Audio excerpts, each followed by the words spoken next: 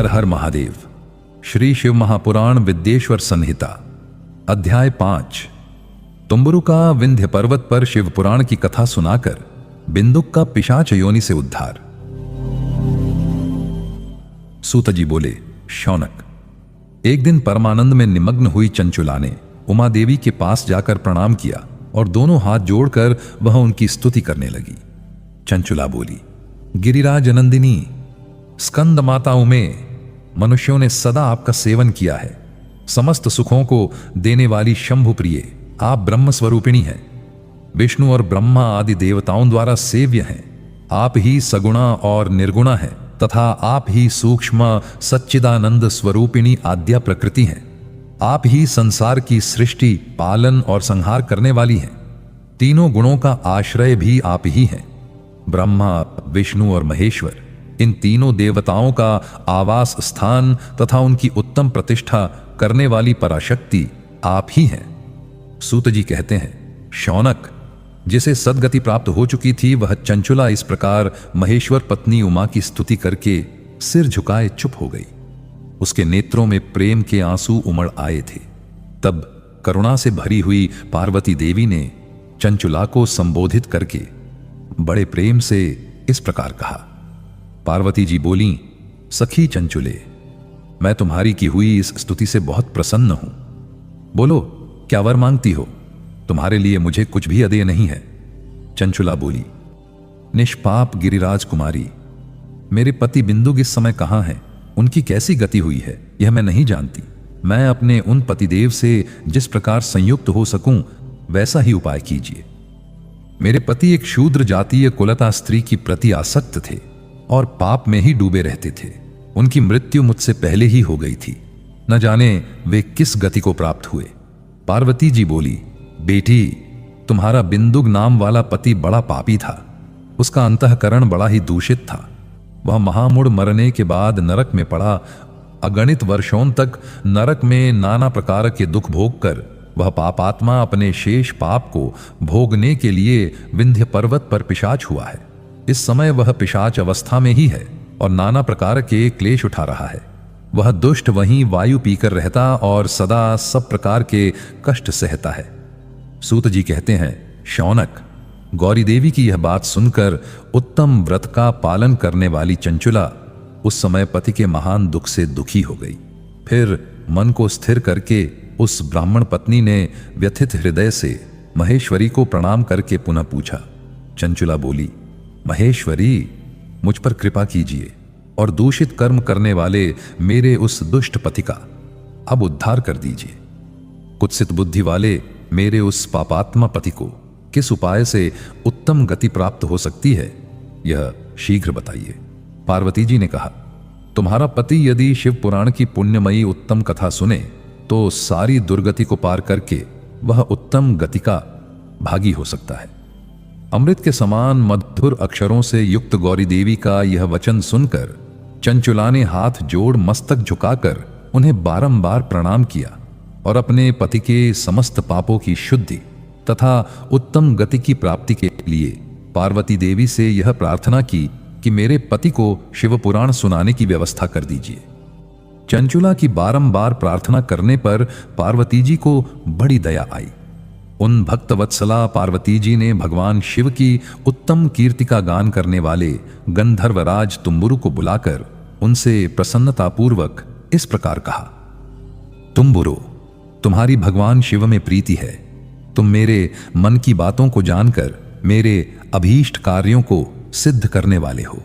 इसलिए मैं तुमसे एक बात कहती हूं, तुम्हारा कल्याण हो। तुम मेरी सखी के साथ शीघ्र ही विंध्य पर्वत पर जाओ। वहां एक महाघोर और भयंकर पिशाच रहता है। उसका वृत्तांत तुम आरंभ से ही सुनो। मैं तुमसे प्रसन्नतापूर्वक सब कुछ बताती हूं।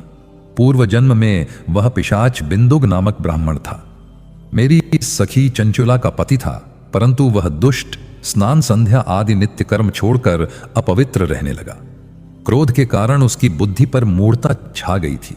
वह कर्तव्य का विवेक नहीं कर पाता था। अभक्ष भक्षण, सज्जनों से द्वेष और दूषित वस्तुओं का दान लेना, यही उसका स्वाभाविक कर्म बन गया था।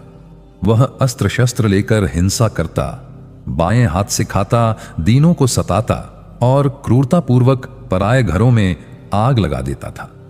चांडालों से प्रेम करता और प्रतिदिन पराये स्त्री की संपर्क में रहता था। बड़ा दुष्ट था। वह पापी अपनी पत्नी का परित्याग करके दुष्टों के संग में ही आनंद मानता था। वह मृत्यु पर्यंत दुराचार में ही फंसा रहा। फिर अंतकाल आने पर उसकी मृत्यु हो गई। वह पापियों के भोग स्थान घोर यमपुर में गया और वहां बहुत से नरकों का उपभोग करके वह दुष्टात्मा जीव इस समय विंध्य पर्वत पर पिशाच बना हुआ है। वहीं वह दुष्ट पिशाच अपने पापों का फल भोग रहा है। तुम उसके आगे यत्न पूर्वक शिव पुराण की उस दिव्य कथा का प्रवचन करो जो परम पुण्यमयी तथा समस्त पापों का नाश करने वाली है। शिव पुराण की कथा का श्रवण सबसे उत्कृष्ट पुण्य कर्म है। उससे उसका हृदय शीघ्र ही समस्त पापों से शुद्ध हो जाएगा और वह प्रेत योनि का परित्याग कर देगा। उस दुर्गति से मुक्त होने पर बिंदुक नामक पिशाच को मेरी आज्ञा से विमान पर बिठाकर तुम भगवान शिव के समीप ले आओ। सूत जी कहते हैं, शौनक, महेश्वरी उमा के इस प्रकार आदेश देने पर गंधर्वराज तुम्बुरु मन ही मन बड़े प्रसन्न हुए। उन्होंने अपने भाग्य की सराहना की। तत्पश्चात उस पिशाच की सती साध्वी पत्नी चंचुला के साथ विमान पर बैठकर नारद के प्रिय मित्र तुम्बुरु वेगपूर्वक विंध्याचल पर्वत पर गए, जहां वह पिशाच रहता था। वहां उन्होंने उस पिशाच को देखा। उसका शरीर विशाल था, थोड़ी बहुत बड़ी थी। वह कभी हंसता, कभी रोता और कभी उछलता था। उसकी आकृति बड़ी विकराल थी। भगवान शिव की उत्तम कीर्ति का गान करने वाले महाबली तुम्बुरु ने उस अत्यंत भयंकर पिशाच को पाशों द्वारा बांध लिया। तदनंतर तुम्बुरु ने शिव पुराण की कथा बांचने का निश्चय करके महोत्सव युक्त स्थान और मंडप आदि की रचना की। इतने में ही संपूर्ण लोकों में बड़े वेग से यह प्रचार हो गया कि देवी पार्वती की आज्ञा से एक पिशाच का उद्धार करने के उद्देश्य से शिव पुराण की उत्तम कथा सुनाने के लिए तुम्बुरु विंध्य पर्वत पर गए हैं। फिर तो उस कथा को सुनने के लोभ से बहुत से देवर्षि भी शीघ्र ही वहां जा पहुंचे। आदर पूर्वक शिव पुराण सुनने के लिए आए हुए लोगों का उस पर्वत पर बड़ा अद्भुत और कल्याणकारी समाज जुट गया। फिर तुम्बुरु ने उस पिशाच को पाशों से बांधकर आसन पर बिठाया और हाथ में वीणा लेकर गौरीपति की कथा का गान आरंभ किया। पहली अर्थात विद्येश्वर संहिता से लेकर 7वीं वायु संहिता तक महात्म्य सहित शिव पुराण की कथा का उन्होंने स्पष्ट वर्णन किया। 7 संहिताओं सहित शिव पुराण का आदर पूर्वक श्रवण करके वे सभी श्रोता पूर्णतः कृतार्थ हो गए। उस परम पुण्यमय शिव पुराण को सुनकर उस पिशाच ने अपने सारे पापों को धोकर उस पैशाचिक शरीर को त्याग दिया। फिर तो शीघ्र ही उसका रूप दिव्य हो गया। अंग कांति गौरवर्ण की हो गई। शरीर पर श्वेत वस्त्र तथा सब प्रकार के पुरुषोचित आभूषण उसके अंगों को उद्भासित करने लगे। वह त्रिनेत्रधारी चंद्रशेखर रूप हो गया। इस प्रकार दिव्य देहधारी होकर श्रीमान बिंदुग अपनी प्राणवल्लभा चंचुला के साथ स्वयं भी पार्वती वल्लभ भगवान शिव का गुणगान करने लगा। उसकी स्त्री को इस प्रकार दिव्य रूप से सुशोभित देख वे सभी देवर्षि बड़े विस्मित हुए। उनका चित्त परमानंद से परिपूर्ण हो गया। भगवान महेश्वर का वह अद्भुत चरित्र सुनकर वे सभी श्रोता परम कृतार्थ हो प्रेम पूर्वक श्री शिव का यशोगान करते हुए अपने अपने धाम को चले गए।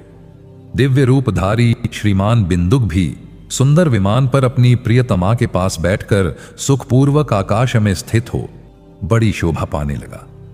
तदनंतर महेश्वर के सुंदर एवं मनोहर गुणों का गान करता हुआ वह अपनी प्रियतमा तथा तुम्बुरु के साथ शीघ्र ही शिवधाम में जा पहुंचा। वहां भगवान महेश्वर तथा पार्वती देवी ने प्रसन्नतापूर्वक बिंदुक का बड़ा सत्कार किया और उसे अपना पार्षद बना लिया। उसकी पत्नी चंचुला पार्वती जी की सखी हो गई। उस घनीभूत ज्योति स्वरूप परमानंदमय सनातन धाम में अविचल निवास पाकर वे दोनों दंपति परम सुखी हो गए। अध्याय 5 समाप्त। शिव पुराण के अगले सारे अध्याय को सुनने के लिए हमारे चैनल को सब्सक्राइब कर लीजिए और वीडियो अच्छा लगा हो तो वीडियो को लाइक कर दीजिए और सबके साथ शेयर भी कर दीजिए ताकि शिव पुराण की कथाएं सबके पास पहुंच सके। तो मिलते हैं अगले वीडियो में।